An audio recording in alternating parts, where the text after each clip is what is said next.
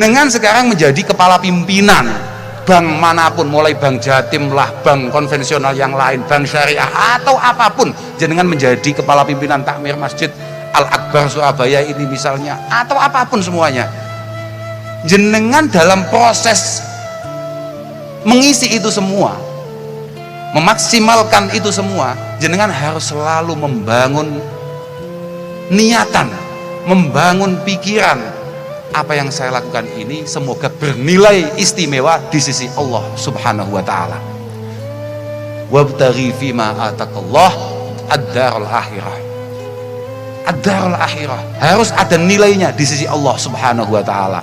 Oke lah, walatan sanasibaka minad dunya. Ayat berikutnya kan begitu. Walatan sanasibaka minad dunya. Oke lah, kalau panjenengan menikmati apa yang menjadi hasil jerih payah panjenengan, monggo. Tapi wa ahsin kama ahsanallahu ilaik.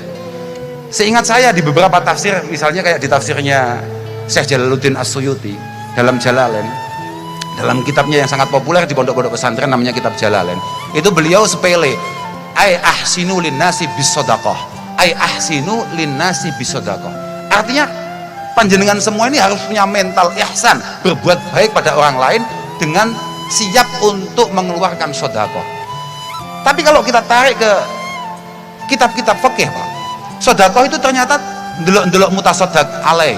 Sedekah itu harus kita lihat siapa yang akan kita sedekahi. Misalnya kalau kita masuk ke kitab I'anatul Thalibin. Kitab I'anatul Thalibin adalah salah satu kitab yang selalu dibaca di semua pondok pesantren sing jek ngaji. Artinya anggap pondok pesantren, ida utli kau pondok pesantren, ketika kita ngomong itu pondok pesantren, mesti ono kitab sing jenenge I'anatul Thalibin. Niku disampaikan di sana. Ternyata mutasaddaq alaih itu ya macam-macam. Lah panjenengan yang kebetulan oleh Allah Subhanahu wa taala diberi kesempatan untuk banyak membantu orang lain, ya, untuk kemudian bisa membantu orang lain, menika ternyata harus memahami betul. Seingat saya di sana redaksinya begini, dalam kitab I'anah itu dikatakan sedekah itu fayu'ta kullun minal fakir wal miskin in ta'awwada tijaratan ra'sam malin yakfihi ribhuhu. Jadi misalnya begini, Pak Budi ketemu orang, ketemu sosok misalnya, orang ini kayaknya ahli dagang, orang ini kalau suruh dagang, kalau suruh berniaga, orang ini mampu.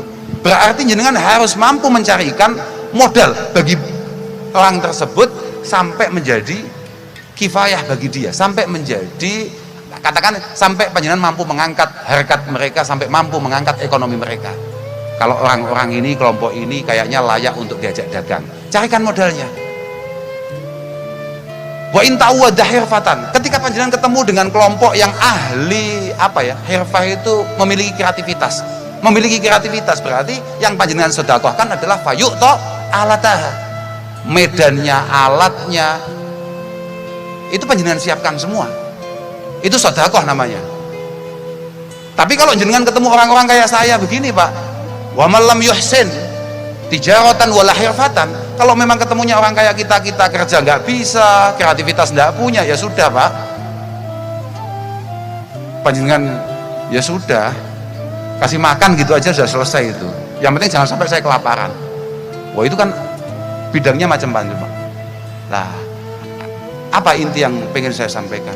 Ternyata agama kita, agama Islam, Rasulullah Shallallahu Alaihi Wasallam membawanya secara lengkap sekali. Salah satunya ya terkait masalah ini. Kita ini di pondok-pondok selalu sering dengar para masyayikh kita mengatakan tolabul halal faridatun ba'da kulli faridah. Ketika kita semua ini sudah selesai dengan kewajiban-kewajiban primer kita, misalnya kayak sholat dan lain sebagainya, maka kemudian kita diperintahkan untuk tolabil halal, untuk mencari. Lah ini saya nggak cocok. Saya tadi mau ngomong mencari sesuap nasi. Mental orang Islam itu jangan kemudian mentalnya adalah sesuap nasi. Kalau hanya sesuap saja, dia sendiri belum kenyang, apalagi mampu mengenyangkan orang lain. Wah, itu pelanggaran ya. Orang Islam itu mentalnya tidak boleh seperti itu. Orang Islam itu harus punya mental bagaimana dia ini mampu menjadi solusi bagi orang lain. Positif itu. positif. Saya masih ingat apa yang disampaikan oleh Rasulullah Shallallahu Alaihi Wasallam. At-tajir as-saduq, at-tajir as-saduq, seorang saudagar, seorang pedagang yang sukses tapi punya mental yang luar biasa baiknya, memiliki kepekaan, memiliki kepedulian, memiliki kejujuran, ya, kepekaan, kepedulian, kejujuran, yuhsyaru yaumal qiyamah ma'as siddiqin wa syuhada. Dia itu di sisi Allah Subhanahu wa taala sangat istimewa. Jagongane tok ning ngarsane Allah Subhanahu wa taala itu bareng as-siddiqin, bareng asy-syuhada. Dia bersama-sama dengan orang-orang yang as-siddiq, kemudian bersama dengan para syuhada. Tidak hanya itu saja, tidak hanya itu saja. Saya itu ingat ada sebuah hadis di kitab Ihya. Sebentar, saya ingat tengahnya, awalnya yang lupa saya. Oh, karena Nabi Shallallahu Alaihi Wasallam jalisan ma'a ashabihi dzata yaum. Karena Nabi jalisan ma'a ashabihi dzata yaum. Suatu ketika Rasulullah itu sedang duduk-duduk dengan para sahabatnya. Ya kalau kita sekarang mungkin ngopi-ngopi lah ya, ngopi-ngopi dengan para sahabatnya. Fanadharu ila syabin dzi jaldin wa quwwah wa qad bakkara yas'a. Wa qad bakkara yas'a. Tahu-tahu Rasulullah dan para sahabatnya ini tahu-tahu melihat ada satu laki-laki yang pagi-pagi buta dia sudah berangkat bekerja, Pak. Padahal posisinya dia masih muda, dia masih kuat, dia masih sehat.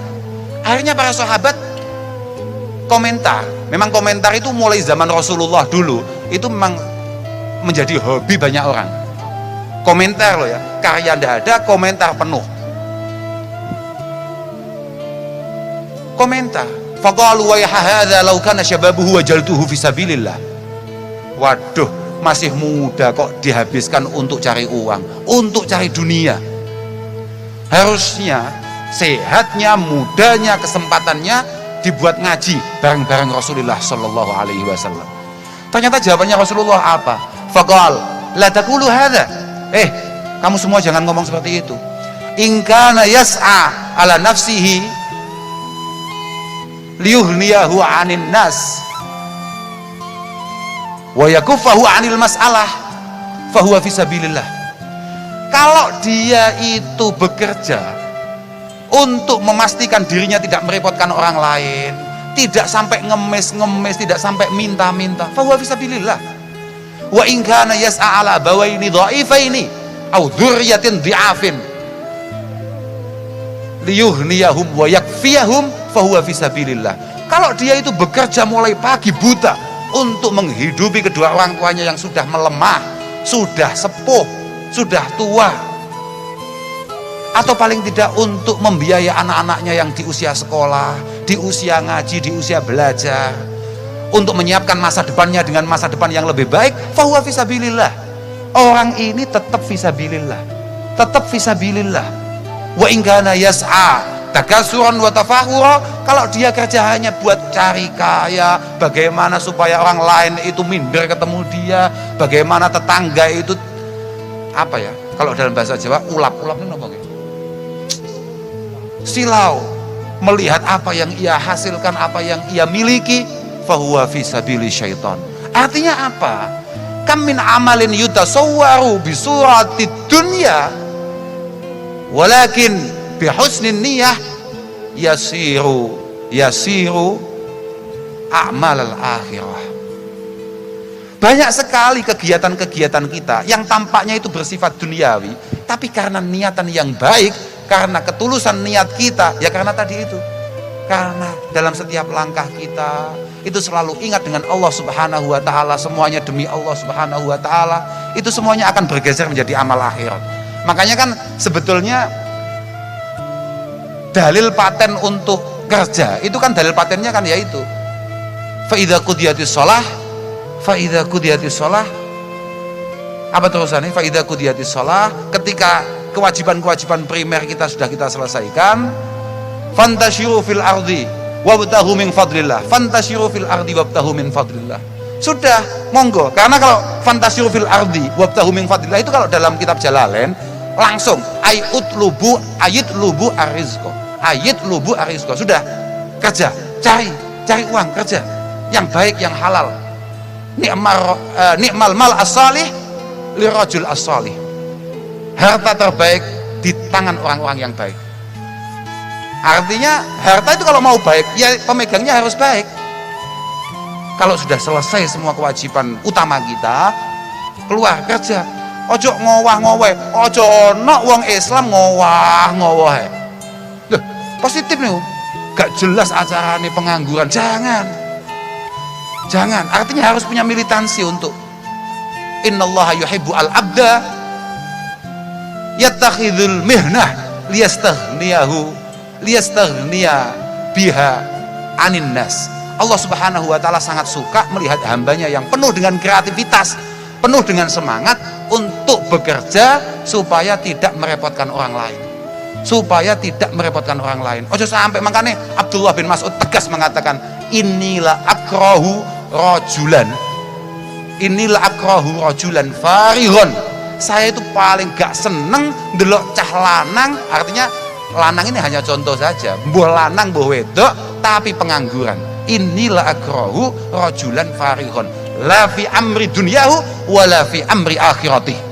Bukan masalah dunia, bukan masalah akhirat. Karena kalau memang orang itu fokus akhirat, ya ada uang itu fokus akhirat, mentalnya memang mental akhirat. Wes orang nyambut gawe ora piye tapi manjan mentalnya akhirat. Ndonga njaluk duit gak tahu, minta uang aja ndak pernah, berharap punya rezeki aja ndak pernah. Wes pokoknya pun mutajarid memang habis-habisan untuk beribadah. Tapi karena dia itu sendirian. Tapi kitab-kitab kita mengatakan amal mu'il fala yajuzu qu'uduhu an maksabin liyalihi mutawakila. Orang itu kalau sudah berkeluarga tidak boleh untuk kemudian dia diam saja tanpa bekerja, harus bekerja. Amal mu'il, orang yang sudah berkeluarga, punya istri, punya anak, fala yajuzu qu'uduhu, tidak boleh berdiam diri, harus bergerak, harus memaksa otaknya untuk berpikir, aku piye amrih duit. Segampangannya aku piye amrih sugih ini rada penting Pak kanggo wong Islam. Rada penting. Jenengan pernah baca Quran toh? Di Quran kan ada namanya surat Luqman. Nah, Luqman Al-Hakim, seorang ba'dil hukama. Luqman sangat istimewa sekali mengatakan memberikan wasiat kepada anaknya, ya bunayya istaghni bil kasbil halal anil fakri. Nah, anakku, kamu jangan sekali-kali melarat, kamu jangan sekali-kali miskin. Artinya ya miskin dohir, miskin batin. Artinya mentalnya jangan sekali-kali miskin. Sementing obah nyambut gawe. Cara wong Jawa nek ngarani pokok obah mesti mamah. Lah duka nek obah Gus Reza, mamahe pripun wallahu alam mboten paham kula. Niku beda-beda nggih niku urusane. Al harakah barokah. Pokoknya kamu nyambut gawe. Fa innahu maftaqara ahadun illa asabahu salasu khisal. Karena orang itu kenapa seorang muslim harus mandiri? Kenapa? Karena fa innahu maftaqara ahadun illa asabahu salasu khisal. Orang itu kalau sampai kebetulan ndak punya kekuatan secara ekonomi, Pak Mas, mesti dia akan kena 3 masalah. Ini kata Luqman Al-Hakim, akan kena 3 masalah. Rikotun fidini. Dia tidak punya ketetapan akidah. Dia ini mudah dibeli. Kayak kemarin saya bersendau gurau dengan saudara saya. Loh ini kisah nyata nih Pak. Kisah nyata nih. Saya ini jalan-jalan habis cari makan, cari kuliner di Tulungagung. Tulungagung itu sebelah selatannya Kediri. Di Tulungagung. Kemudian kita ini lewat di depan kantor Pegadaian. Pas kita jalan begini, di depan itu ada kantor Pegadaian. Kemudian saya tanya, ini apa tuh ini? Oh, kantor Pegadaian. Saudara saya nyeleduk, situasi kok gini ya. Lama-lama kita masuk ke situ. Lah saya jawab, lah wong sekarang kita sudah tidak punya apa-apa. Kalau kita masuk ke situ ditanya, apa yang akan sama gadaikan? Akidah. Yang kita punya cuman itu.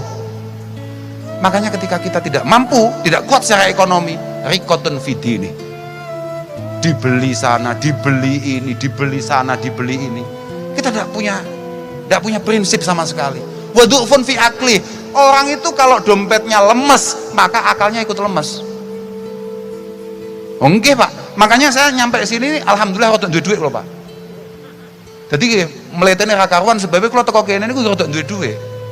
Harus gampangane iki engko dikei mangan apa ora, aku wis pede. Aku wis mantep. Lah rek manganku tok egung jelas, ngomong wis gak teteh Pak. Ngomong gak teteh. Wadu'fun fi akli, kecerdasan yang menjadi tumpul. Dari yang paling dan berikutnya adalah wadhahabu muru'ati. Wadhahabu muru'ati, dia akan kehilangan harga dirinya. Orang Islam tapi tidak punya harga diri. Wa'adhamu min hadhihi salas istihfafun nas bihi. Dan yang paling kejam, yang paling bahaya adalah ketika orang Islam tidak mandiri, tidak kuat secara ekonomi, maka dia akan diremehkan orang lain. Nah ini loh Pak, makanya kenapa mohonlah panjenengan-panjenengan yang kebetulan memangku kebijakan-kebijakan itu benar-benar ikut mengangkat teman-teman kita yang ada di luaran sana yang masih banyak sekali ini untuk panjenengan fasilitasi, panjenengan bantu bagaimana secara ekonomi jadi kuat. Ketika teman-teman yang ada di luar sana itu menjadi kuat dan itu adalah hasil kerja panjenengan, saya yakin niscaya itu semua akan menjadi catatan yang luar biasa di sisi Allah Subhanahu wa taala. Kalau kinten sementara cukup itu yang bisa saya sampaikan, tapi ya jangan diulangi lagi, sekali saja ini saya dipanggil ke sini. Ngapunten akhiran wal afu minkum, wassalamualaikum warahmatullahi wabarakatuh.